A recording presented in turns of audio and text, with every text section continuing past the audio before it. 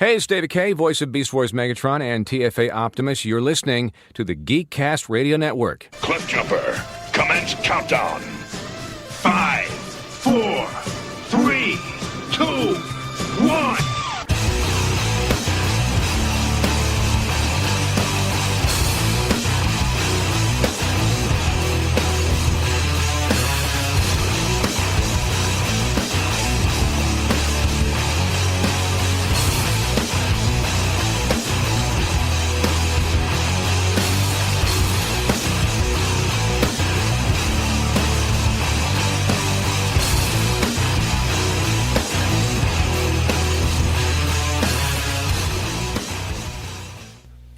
Now, ToyCast.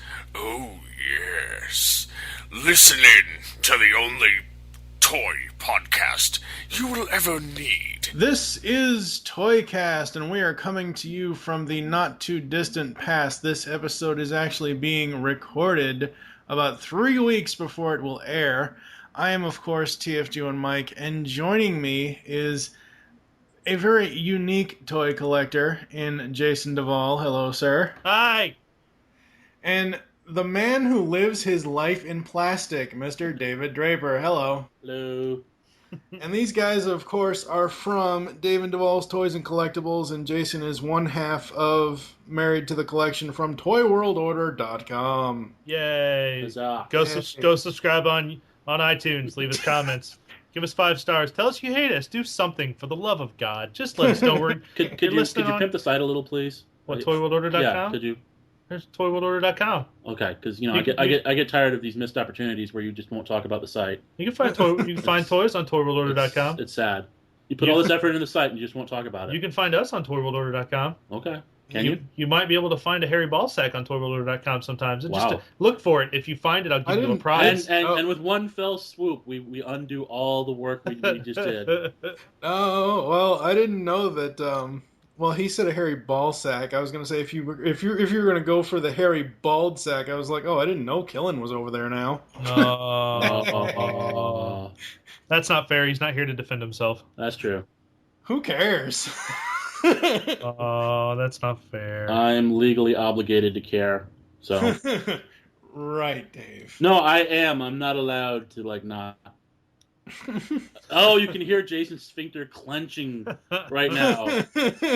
Moving on. Hey, how about that thing we're going to talk about? Yes. All right. So here on ToyCast, we've already gone through. Optibotimus has already done his SDCC pre-show and post-show. TFCon has come and gone. And as I said before, even though this episode will air later, we are recording this the Thursday of San Diego Comic-Con 2012. And because Jason and Dave are ToyWorldOrder.com and they have the West Coast boys out there, Flynn and BC, doing the coverage, or I don't know how much Flynn's doing, but we're going to talk about some of this stuff. And Jason, apparently before the show started, said to me he's not in a very good mood. So this might turn into a rant cast. Yay. Well, I'm just, part of me's just pissed that I'm not there. Like, I should be there to help them. Yeah. And the shitty thing is that there could have been a pass for me, but the problem is that had I have taken it, Comic-Con made it very clear that they were going to randomly start checking IDs for badges. So I'm like, well, screw that. What happens if you're like, hey, that's not you? Nope, sure isn't. Sorry, guess I won't come in. It's like, what do you do at that point? It's like, son of a bitch. It makes it so hard to go to this, okay. SDCC and E3 are, at least nowadays, they're the two hardest conventions to get into because E3 a number of years ago, 3, 4, 5 years ago, went to strictly, press or, strictly, people in the industry versus allowing every Joe Schmo to come in. I thought it was, is it not still press and industry, or is it open? It is. Now? That's what I'm saying. It went from every Joe Schmo to being just press and industry that are allowed in. Right. And I don't know, that just doesn't, if you want people to see your product, wouldn't you? I mean, well, hang on, because Comic-Con was a convention for comic fans. I mean, it was right. the average schmo That was the point. I mean, if anything, the problem is the thing's gotten so big and so corporate that it's pushing the average fan, especially the average comic fan, kind of to the side and out the door. Well, yeah, when you look at the facts, is that we talked about this on one of the, a few weeks ago, right before Comic-Con on David Devall, is that you look at the fact that just in 2008, which was the first year Dave and I both went separately to that convention, you could still manage to secure a 4-day pass a week before the damn show. Mm-hmm. I mean, there was no problem with just logging on and going to buy my pass. But what has happened since then is Twilight has happened. And I'm not kidding. Twilight has happened. Yeah. And you have just this major explosion of people paying attention to this convention and wanting to go. So whereas they were able to have many thousands of 4-day passes up until the show and single-day pay. You could buy single-day passes in 2008, I think, like the day of the show. I think you could buy a single-day pass. And now, you've got all of these.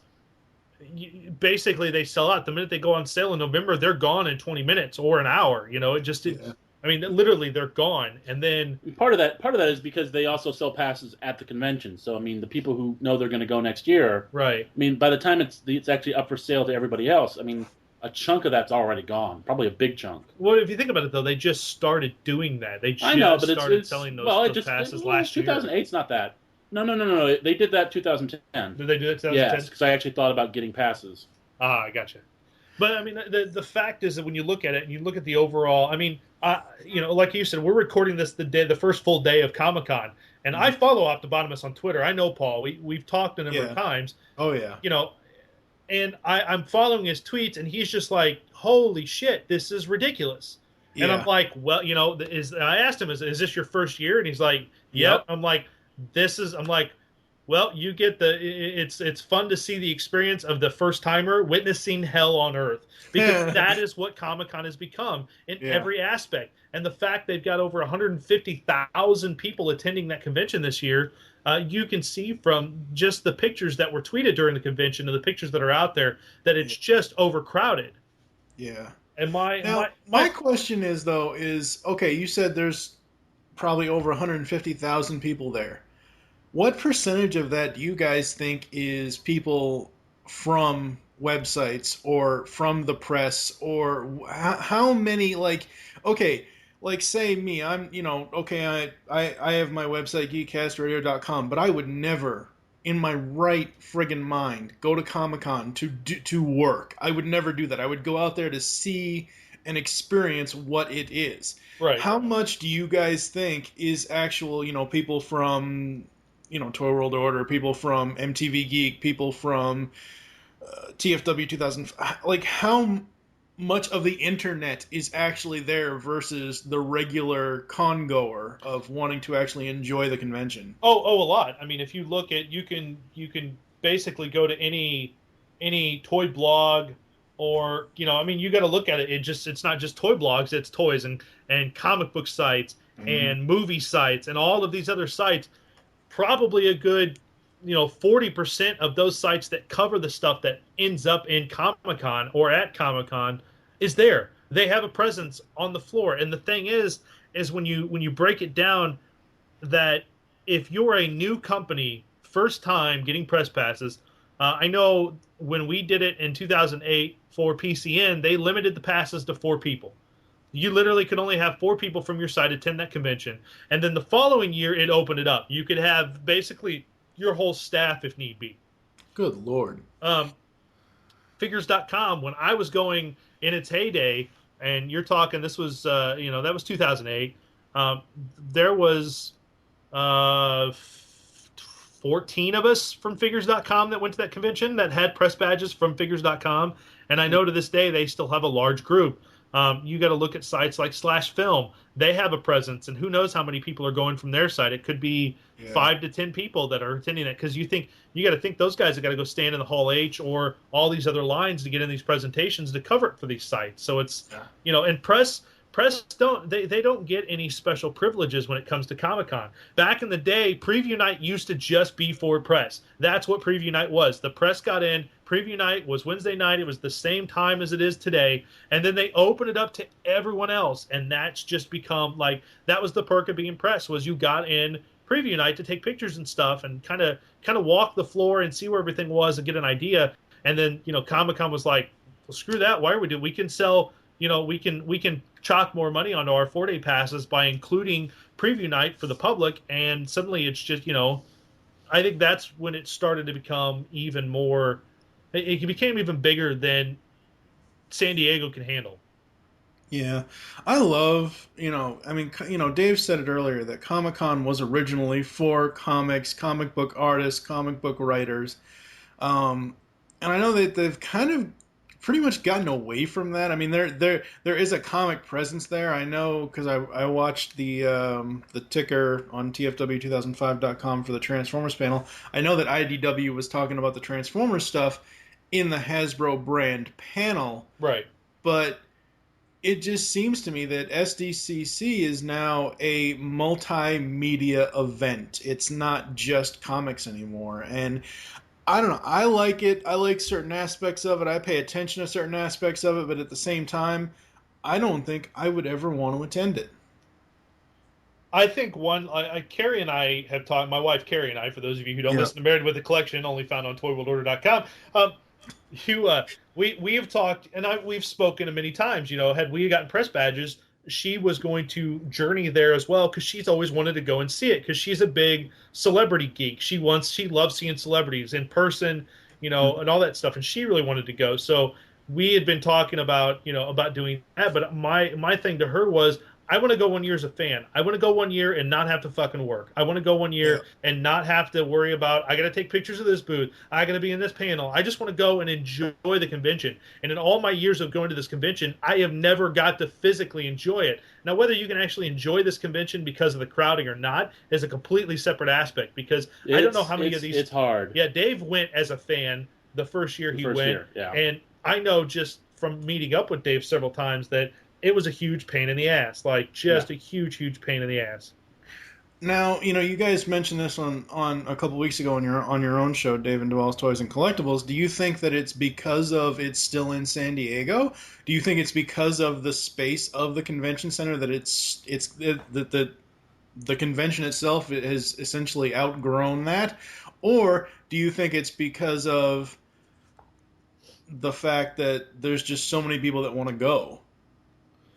I think that it's a number of things. It's that they've outgrown the San Diego Convention Center, completely outgrown it, which is why there are stuff, why they have stuff in the Hilton next door and the other hotels surrounding, as well as why some of the things have branched out to the downtown area as well, because there's no more room. They're out of room. They literally are out of room. That's part of the reason why the capacity and the tickets were capped a couple of years ago, because they were like, we just can't allow any more people here.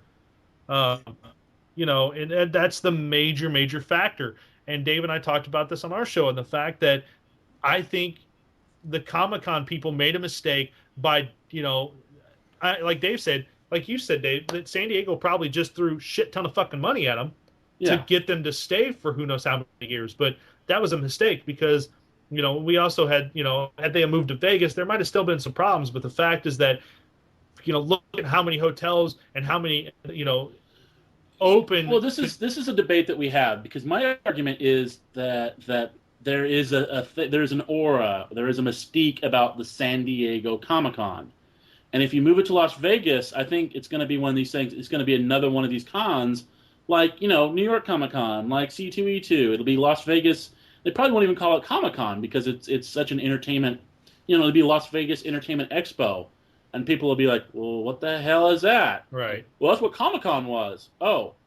Because San Diego will still have a fucking Comic-Con. Right. I'm sorry, even if the San Diego Comic-Con juggernaut moves to Las Vegas, the city of San Diego will get someone to put on a Comic-Con in July in San Diego. Yeah. Just because it's San Diego Comic-Con, Yeah.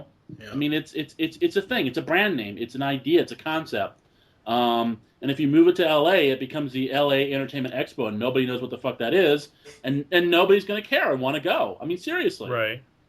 That's kind of my argument. Is once you change it, it becomes New Coke, And people are like, well, what's that?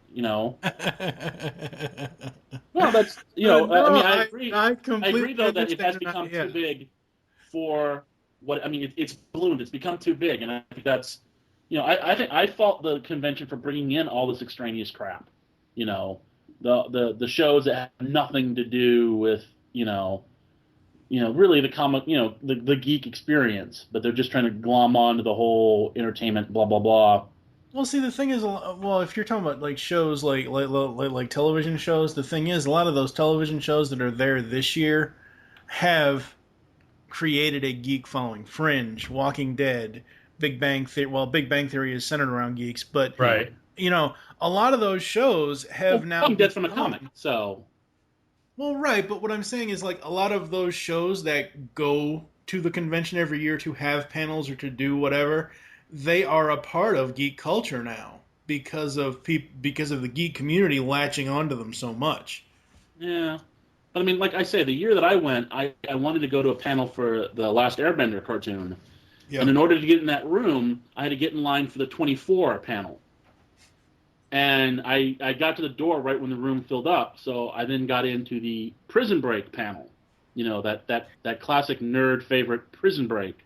And no, that's not a nerd favorite at all. That's a favorite TV show of some people, but that's not. I'm not saying it's a bad show. I'm just saying, like, Yeah. when you think of Comic-Con and you Yeah. think of Star Wars, Star Trek, Prison Break, Venture Brothers. It's one of these kids is not like the other, and there's a lot of that going on. I mean, they do try to pump up these shows that really don't have a lot, and movies too. Some movies that really don't have a lot to do with I mean, the I whole see nerd Marvel experience. I see Marvel and Warner Brothers having a big presence, not only this year, but in Marvel especially in the future years with all the potential sequels that are supposedly quote unquote in development.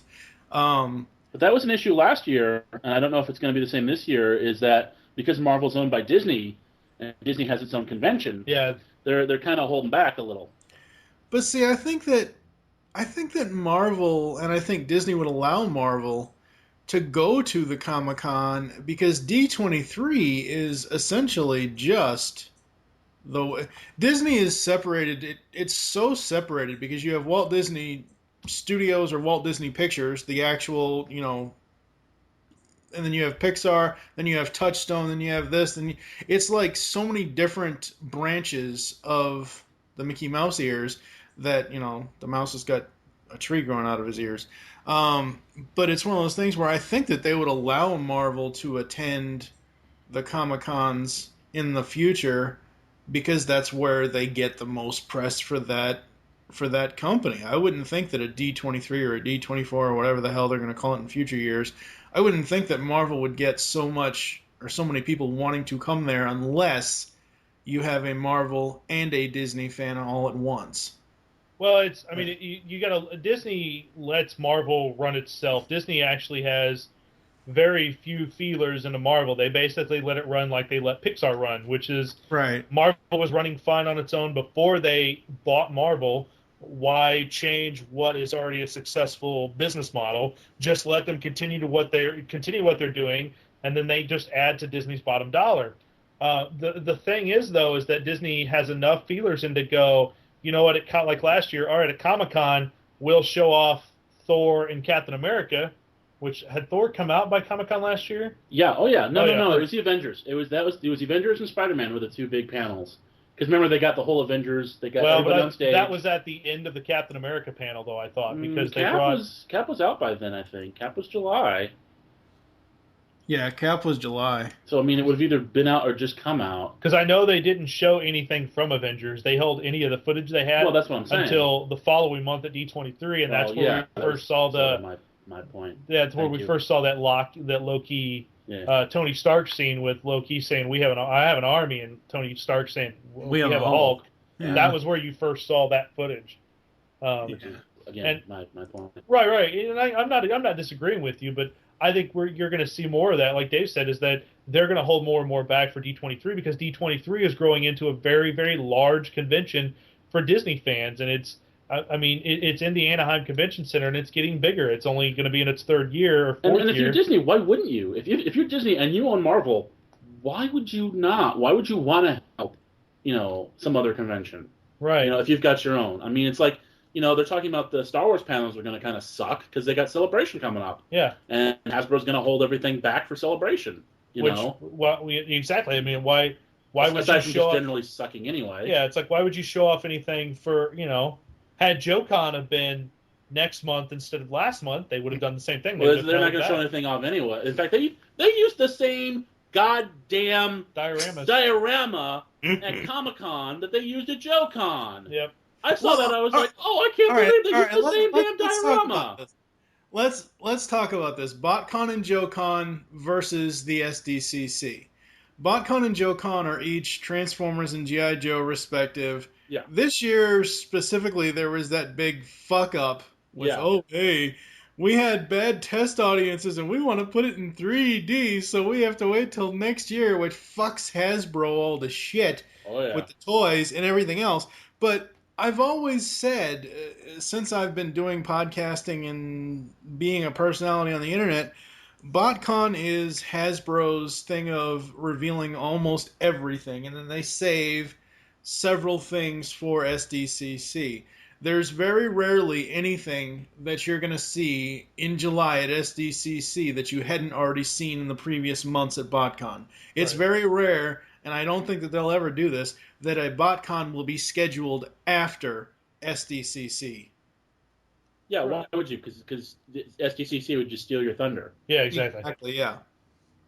I mean, you talked about G.I. Joe, though, and you talked about the fact that, they're holding it back because they have bad test audiences. That's only half the truth, because the fact is that Channing Tatum's star blew up this year, whereas when the first movie came out, no one gave a shit about it. They're like, yeah, all right, great, Channing Tatum. Yeah. And then you think he's had 3 huge films this year, with the last one being Magic Mike, which has made a shit ton of money. So they're like, oh, spoiler alert for those of you who didn't know, they killed Duke off in the first 10 minutes of this movie.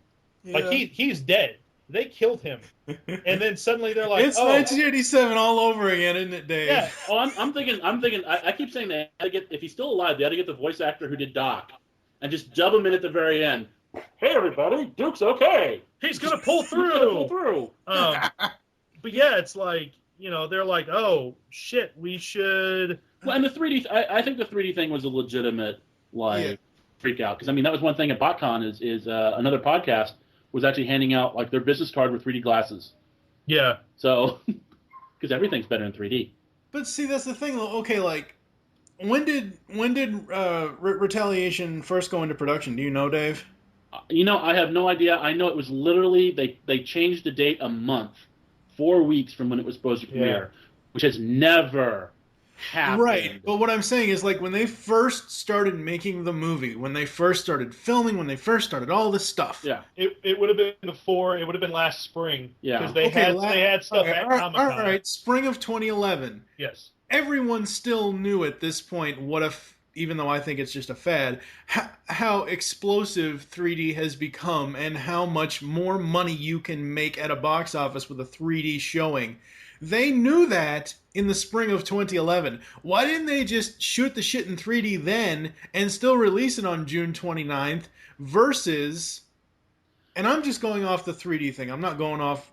Yeah, because it's everything. I mean, it's bad test scores. It's not being in 3D. It's battleship tanking. It's battleship tanking. Mostly it's battleship tanking and panicking. Well, because come on, the timing is just battleship tanks, and 2 days later they do this unprecedented move of pulling the film, 4 weeks before it premieres.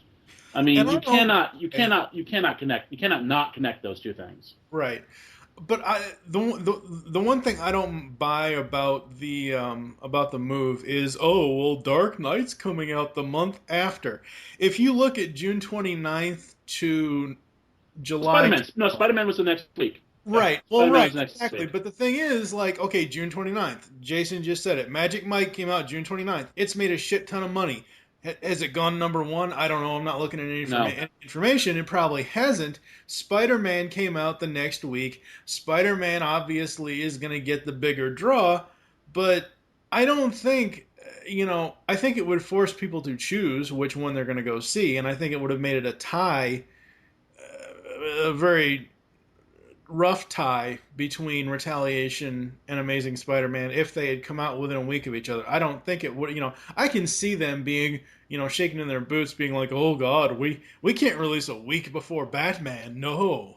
Well, But part of it, Spider-Man, that's a no-brainer to me. and the other part of it is that they made the claim that doing 3D would increase foreign the foreign receipts, sales. because when you really, I can see that part of it, because when you look at it, foreign people aren't going to go see a movie about G.I. Joe, which is America's highly trained special missions force. No. It's United Nations. United Nations now, yes. Well, but still, it's like, okay, well, the foreign market didn't react too well to the first one, so they're obviously not going to react well to this one. but you put it in 3D, and suddenly everybody's like, "Oh, 3D, oh, somehow." I probably just offended like 5 million people, but that was a little racist.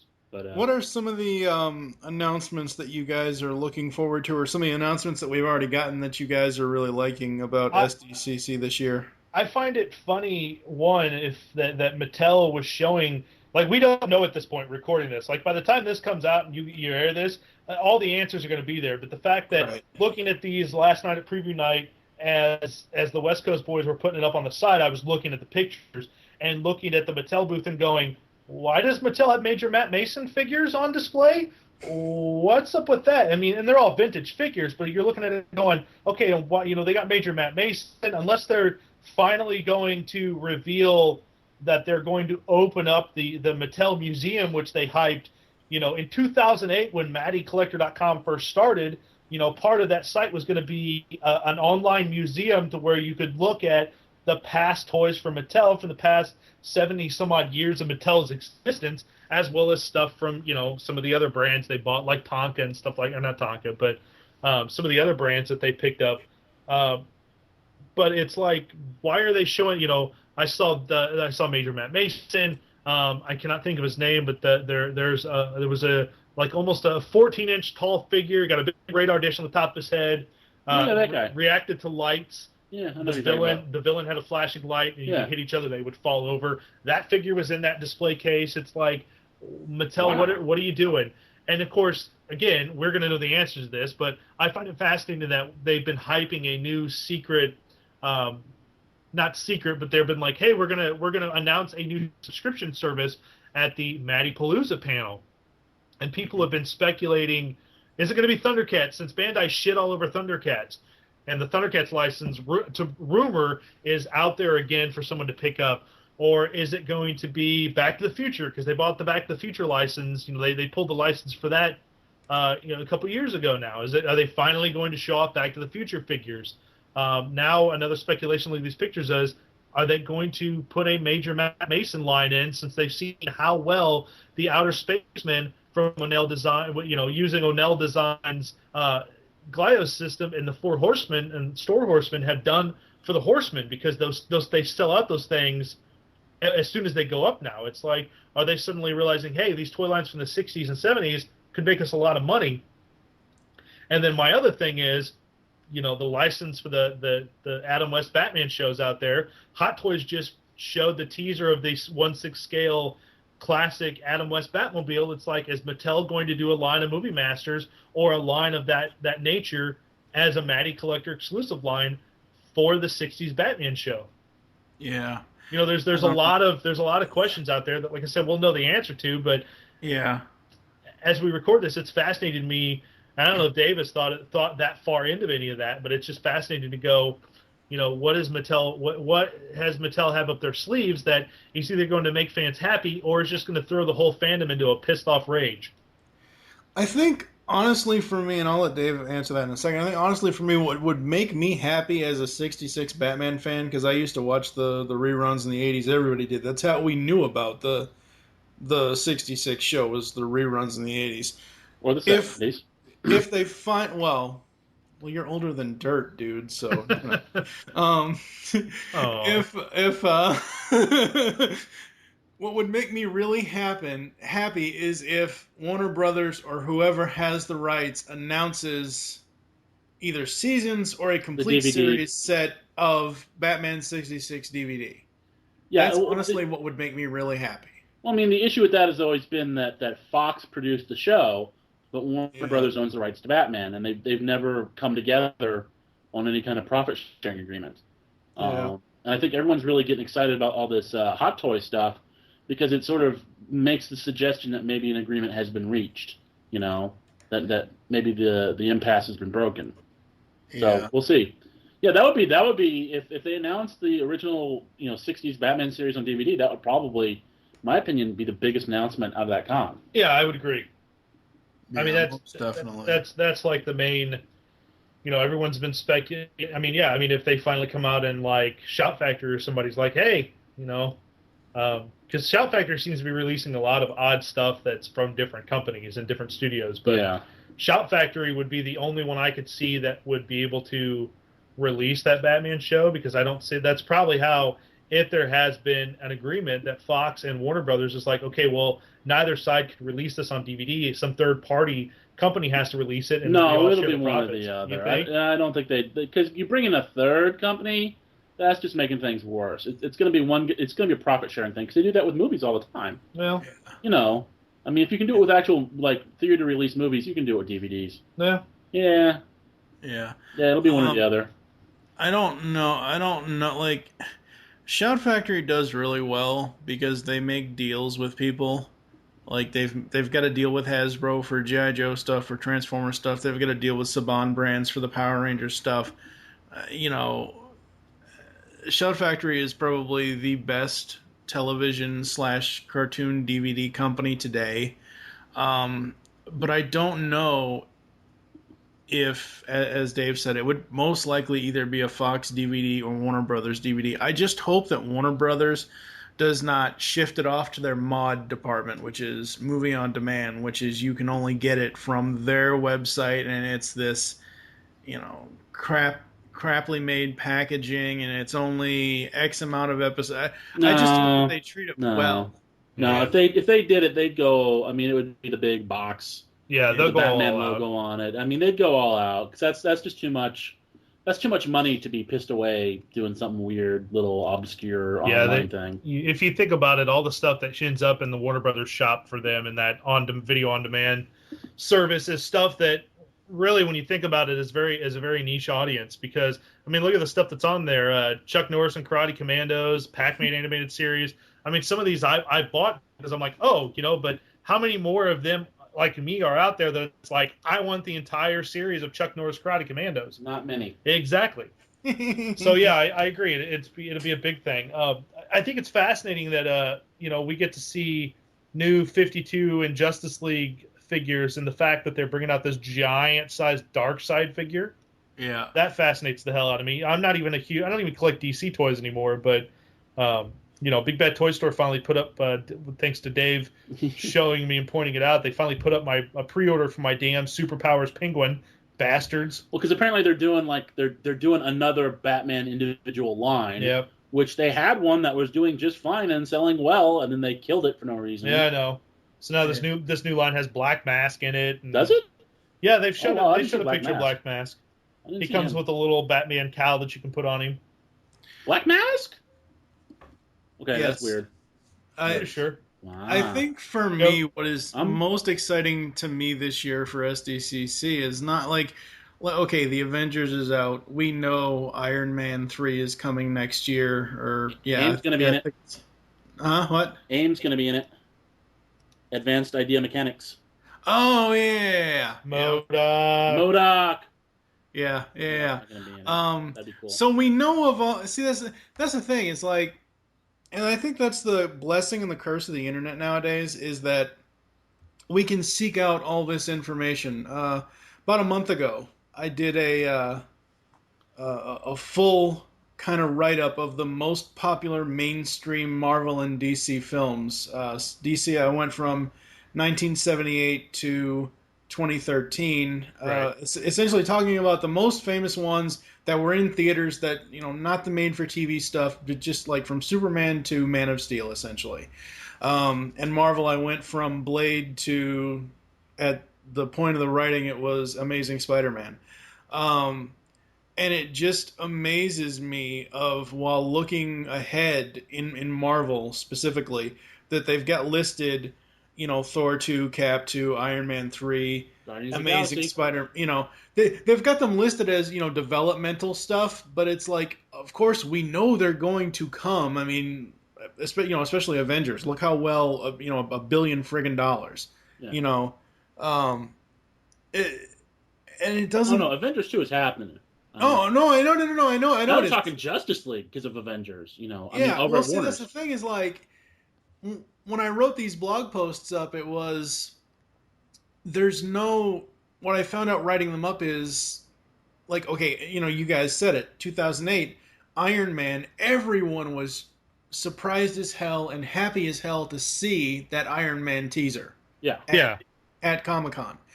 What I'm saying is, with the the blessing and the curse that is the internet, there's no real surprise anymore in anything. At least for me personally, there's no real surprise in anything anymore, because obviously I can't go to Comic-Con, but I know, 20 minutes after a panel is done, I can go on YouTube and I can look up a teaser trailer for whatever it's going to be. You know what I mean? Yeah. But the things that I'm really looking forward to out of Comic-Con is a friend of mine is actually out there. Another friend, not Paul, someone else, is out there, and she was able to pick me up the La La Land Records 4-disc CD set of Batman the Animated Series Volume 2.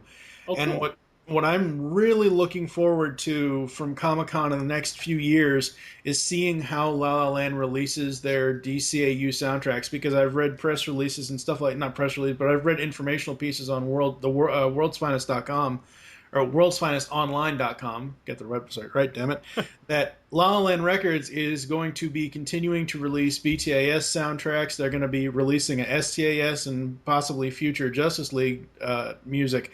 And it was just amazing, because in 2008 they had, was it 2008, 2010, I forget, it was one of those years, they had just, LaLaLandRecords.com had just released limited edition Batman the Animated Series soundtrack. It was 2 discs. It had, I think 65 tracks from the show. It had multiple themes. It actually has one track called Music of the Bat 101, where at the time before she passed away, Shirley Walker is actually on the track walking you through how they created the music of Batman the Animated Series. And it was just so awesome. That's pretty cool. Sweet. It was just so friggin' awesome. And that's really what I'm looking forward to out of Comic-Con. And I expect the movie stuff to eventually come back. I expect, Big Bang Theory panels and all that stuff. I don't know. It doesn't have the luster that it once did. And, as Jason said earlier, with Paul, being there, being a first-timer there and seeing his tweets of, oh my God, this line is hell, you've got to be shitting me kind of things. It's like, well, yeah, it's too big. I mean, that's, because I went to JoeCon. This was my first JoeCon, and it was like, okay, the lines were pretty bad the first night, but people were actually saying, hey, this is, unprecedented that the lines were really bad. But it was a smaller con. You could get around. People knew each other. It was a nicer experience. Comic-Con is really just too big. There's too many people. There's too many lines. There's too much crap. Yeah, there's too much to do. It got too big for its own good, and it's not a fun thing. Even if you're not covering it, it's not really that much fun to attend. Because when I went there the first time, my whole thing was got to get the Hasbro toys, and that was fucking squeezing blood from a stone. I mean, that was the second time around I did a little better. I thought I had people to help me. Oh boy. Yeah, I ended up having to pull them along with me, kicking and screaming. Yeah. Okay, yes, but that's for the subscription service, not for the weird spin-off Batman line. Sorry, I finally found a picture of the Black Mass to show Dave. And okay, well, the thing with Comic-Con is because the thing with Jason and I can go back and forth, but I'm going to throw him under a bus here. Oh, good. Jason is when I first found Pop Culture Network, I knew Dan was the Mattel, the Ghostbusters, the Maddie, and Jason, through the earlier videos of that new Toy Smell, I figured, oh, he's the Transformers guy, he's the superheroes guy. That's great. I like that. And I knew at the time when Dave came in, I knew Dave was the G.I. Joe and Star Wars guy. I'm like, okay, cool, that's great. And Scotty does Power Rangers and everything else, and Killen does Kitty Lego things, whatever. Lego's cool. Come on. Lego's cool, but anyway, let's not. I'm not gonna get into that. So, like when I first approached Jason to start working with, Geekcast Radio Network and ToyCast and whatever else, when we did that first episode of ToyCast, episode 78, Superman, it ended up being more of a pop culture discussion than Superman toys because, come to find out, Jason, as I said in the intro to this show, is a very unique toy collector, and he doesn't go after the main things. I know he likes Transformers. I know he likes the superhero stuff, but he's, more into the talking toys. And where I'm kind of going with this kind of thing, and, the girls' toys and all that stuff, where I'm going with this is San Diego Comic-Con has so much stuff that someone of Jason's caliber, someone of my caliber, where I don't just like Transformers, I like Knight Rider, I like A-Team, Airwolf, Power Rangers, all that stuff. Comic-Con, it's too much choice and not enough time to get it all in. Another friend of mine, the Television, is out there as well, and she was, Comic-Con schedules panels.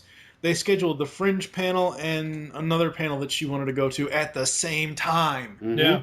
Yep. And it's like, and the reason why they do that is because, as Jason said, and as Dave said, it's gotten so big that they have to schedule stuff at the same time, so it forces you to choose what you want to go to. And sure, you can go back to your hotel room or whatever. You can go back home after the convention. You can look online to see a video of the panel that you missed, but that's still not the same as experiencing it. And I don't know. I just think the experience of it all, it's too much, especially if you don't live in that state or if you don't live in that city. It's too costly to go out. Sure, you can, I'll pull a trick out of Mrs. Devall. We'll save the money up for it. Well, of course, you're going to be saving for 3 years to go to Comic-Con for 1 year. Yeah. I mean, that's Dave, how much did you pay for that hotel that year? Oh God. And this wasn't even a hotel anywhere near the convention center. No. At least $600. Yeah. Just for $600 total or $600 a night. No, it was it was at least $600 total. It wasn't $600. Okay. I was gonna say I don't have that kind of money.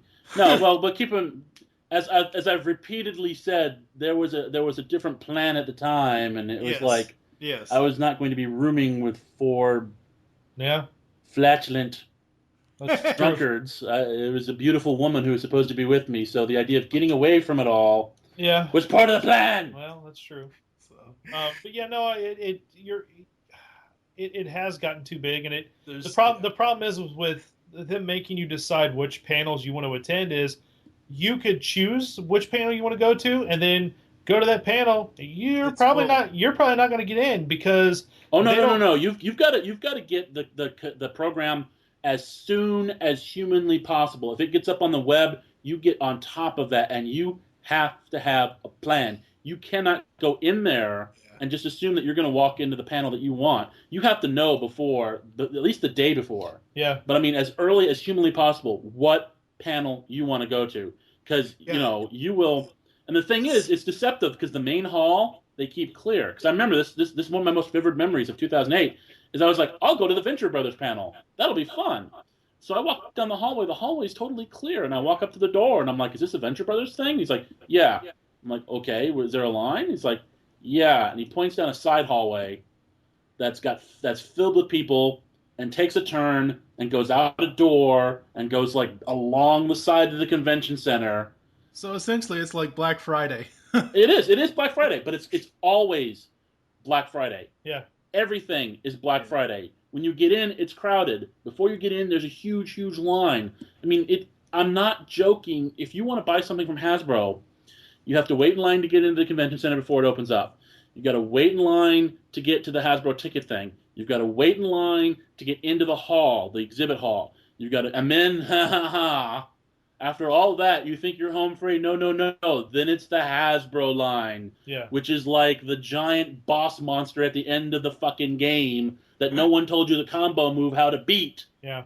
So you can't just jump over it and rescue the princess to find out that she's in another cast. No, good example this year is BC Direct has been collecting the Green Lantern exclusives every year from, I want to say Graffiti Designs has been doing them for several years now. And BC Direct is a huge Green Lantern fan, so every year he tries to get all the convention exclusives. And he had to get up at 6 this morning to go stand in line to get in the raffle drawing to get a wristband to be able to buy one of those figures, which means he'll have to go stand in another line if he wins the raffle, which he did, and buy the figure. But at least he's guaranteed his figure. But the fact is he had to stand in I hate that 2 or raffle 3 shit. different I lines. hate that raffle shit with a passion. It's like when people are going to... Raffles make no fucking sense Well, to they just me. don't make enough. It's just that we didn't make enough, so we got to raffle off the thing that you came here to buy. Yeah. And people listening to this are going to be like, listen to these haters because they're not at Comic-Con. They're all pissy. No, we've been to fucking Comic-Con several times. Dave and Devall have been. I have not. I'm not hating on the convention at all. I just think, as we've already stated, it's gotten too big for its britches, and there's so much choice that, your brain goes on overload. I wouldn't say that I'm hating. I'm just because I honestly think right. if you're into this culture, it is a thing to go to. It is like a mecca to do a pilgrimage to at least once. What I'm saying is be prepared. Oh, yeah, have a game plan. Have a game plan. Because the thing is, I had gone to New York Comic Con before that, like that same year. And you walk into panel room. I mean, they had Stan Lee. Stan the Man Lee. We just walked into the room and got a seat. And that's the second largest convention in the world. I mean, I literally, when the hall was open, there was a line to get into the hall.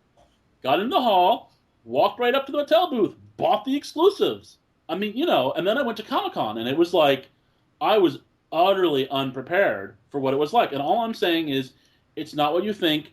It's something to experience, but don't expect it to be as much fun as you think. And if that's hating, then that's hating. But I'm just saying, you gotta have a game plan, or you'll be frustrated and unhappy and miserable. And that's why, like Optibotimus, who has gone to get, I know he stood in the Hasbro line when we recorded this today. Yeah. I know he was standing in the Hasbro. Son. And I know he had to go get in the line in order to get a ticket to get in the fucking Hasbro line. And that's what it's like. And I feel no pity for him.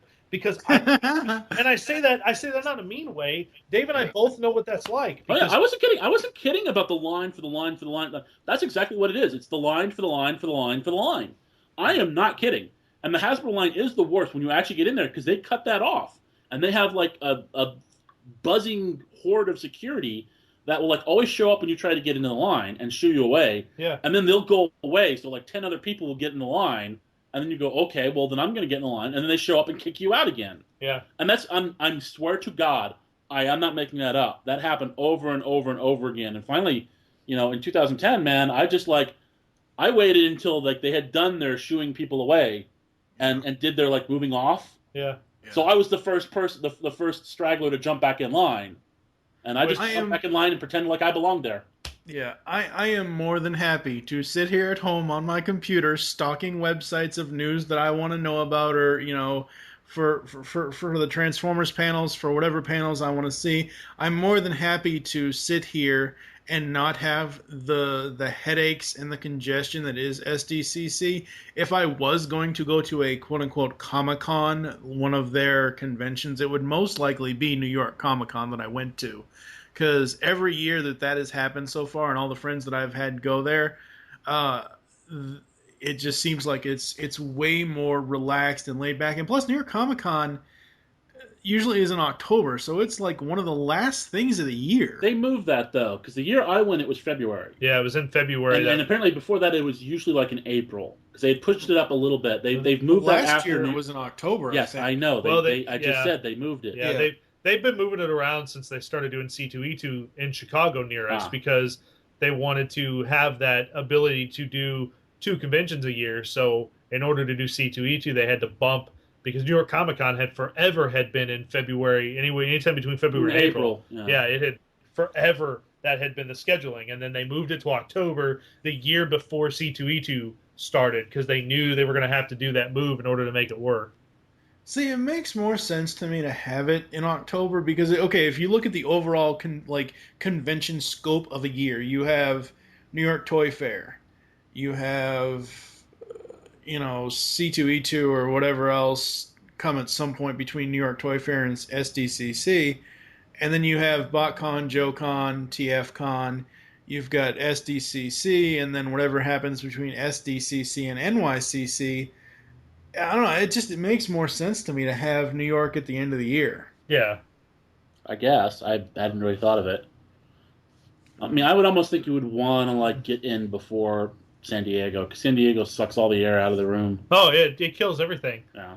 I mean, it literally does. Once Comic-Con is over with, everyone's just looking to Toy Fair. Like all the toy fans are looking to Toy Fair. All the comic fans, movie fans and everything, they're just kind of like, well, whatever. We're going to hear about stuff throughout the year now. But for us, for toy fans, it literally is Comic-Con, and then what are they going to show at Toy Fair in February? I mean, there's no one gives a shit about New York as a toy convention or anywhere to. Although they do show stuff off at New York Comic-Con, it's not nearly as big as it used to be. But even back then, it was Toy Fair, New York Comic-Con. So it's like, okay, we've already seen the shit that's at Comic-Con at New York, but New York is slowly starting to become bigger and bigger because they're starting to get some exclusives and reveals and such.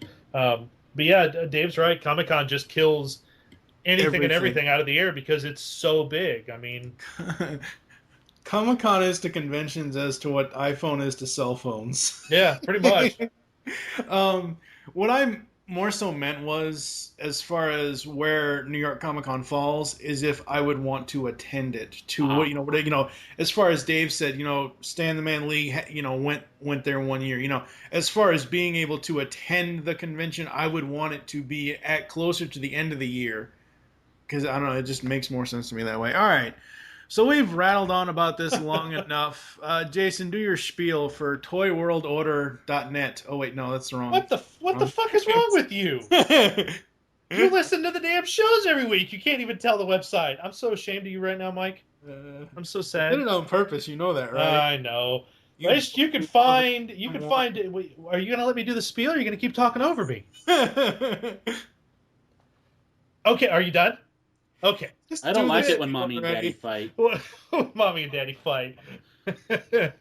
Quiet, you. You can find Dave and I every week, every Thursday on ToyWorldOrder.com with Dave and Devall's Toys and Collectibles. New episode every week, unless I'm suffering from some kind of plague, and then usually there's somebody to sit in with Dave. You can also find me and my lovely wife, Mrs. Devall, at Mrs. Devall on Twitter. On Married to the Collection every Tuesday on ToyWorldOrder.com, and then you can find lots of other great stuff on ToyWorldOrder.com, such as Flea Market Finds, which is a semi-regular ongoing series that I do whenever I happen to come across a lot of cool stuff at flea markets, yard sales, garage sales, rummage sales, auctions, and so much more. There's always lots of cool stuff going on there. Dave has actually started to tip his foot back into reviewing, thank God, finally. He's been very missed. People are like, oh my God, Dave Draper's reviewing again. I mean, it literally has been that since he started reviewing G.I. Joe. He reviewed the G.I. Joe box set, and he's also reviewed the add-ons, which has been up for a while now. But people are very excited to see Dave back reviewing because, as we've tried to tell Dave and increase his confidence, his stuff has always rocked, and he has a good, large number of fans because his shit is awesome. Yes, plus Dave is the single, at least to my knowledge, the single largest toy collector that I know as far as overall quantity of toys. People keep saying that, but like... You are, dude! No, okay, and I'm not saying I'm not trying to pretend like I don't have a lot of toys. That's not where I'm going with this. But like at JoeCon, you have these dealers with these huge booths, and they're like, no, I don't have a store. This is just my extras. Yeah. And you're like, oh my God! Like the biggest booths were guys like, no, I'm not a dealer. I don't have a store. I'm just a guy. This is just my collection. Yeah, it's like oh my God. Shit. Yeah, of course, maybe they just focused on the Joes. Out there.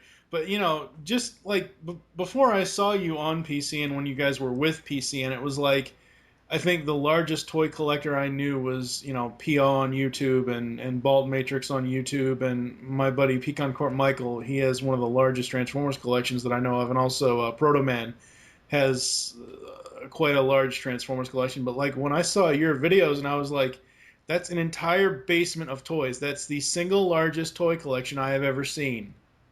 Oh yeah, and video literally. I mean, we could show you video every week. It doesn't do it any justice. When it gets bigger. I mean, because that was 2009. Yeah, and we haven't shown anything updated since then. And it's let me tell you what. Out of control. You walk down those stairs, which we're going to do after we're done recording. You walk down those stairs, and you're just like, Jesus Christ! Even somebody like me who, Dave will tell you that I have a substantial amount of stuff. It's not all toys, but it's nowhere near what is in Dave's basement. I think we just need to do a show called "What's in Dave's Basement." No. We've been talking about this. I know we have. Tales from the Toy Crypt. Tales from the Toy Crypt. So. Yes. The one thing I want to see Dave bring back is Life in Plastic. I know. I've heard that a couple times from people. People want him to bring Disorder of Battle back too, which I think we're going to do. We're going to call it the real Disorder of Battle. Yeah, we're going to call everything that we used to do. The We're real. Just gonna put the real in front of it. Yes. Oh God! I've been talking to Happy Harry, and we're he getting. He posted a thing on Facebook saying, "Hey, when am I going to get to do this?" Yep. We're going to start up the real animated world. So there you go. We're just going to recycle the things we used to do with PCN and just put the real in front of it and be like, oh, not in a mean way, but just so we can be like, slightly mean way. Oh well, Dave still has some spite left in him, but I'm all spited out. Life's too short to be carrying grudges. Fuck all that. Yes. So thank you for joining us here on ToyCast. There's still ways to get in contact with us to leave feedback for the show. Visit the website, geekcastradio.com. Leave the show's feedback in iTunes. Please do this. You can follow us on Twitter. TF ToyCast is the show Twitter. Mine is TFJ and Mike. Become a fan on Facebook. Go to facebook.com/Geekcast or Radio Network. Call the voicemail line, 502-526-5821. Be sure to leave the name and the show you want to talk about. We hope you enjoyed this episode of ToyCast. I wish you'll join us next time. For now, I am TFG1 Mike with... Dave Draper. Oh, and you can't see me, but I'm doing the Kermit arms. Yay! It's Devall! He is doing the Kermit arms. Thank you for listening. Until next time. I don't think human arms are supposed to do that. I think I tore not. That's something. why they're made of felt. Ow. You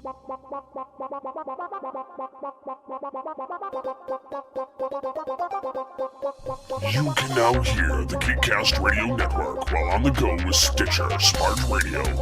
Stitcher is a free-use and talk mobile app available for your smartphone. And when you download Stitcher to hear GeekCast Radio, you'll have a chance to win money. Downloading is quick and easy. Just find Stitcher in the App Store. During registration, hit the promo code box and enter GeekCast Radio, all one word, to get automatically entered to win $100. The latest episodes of the shows will be waiting for you in your favorites. You'll get access to lots of other amazing shows too. Always available to you on demand, no syncing. It's Stitcher Smart Radio.